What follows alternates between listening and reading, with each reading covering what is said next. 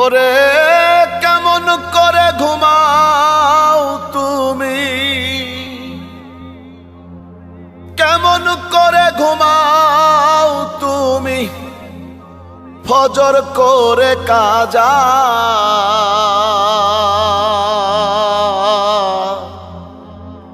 এমনও তো হতে পারে জোহরে জানাজা তোমার, এমনও তো হতে পারে জোহরে জানাজা। মুসলিম হয় না জন্ম নিলেই মুসলমানের ঘরে,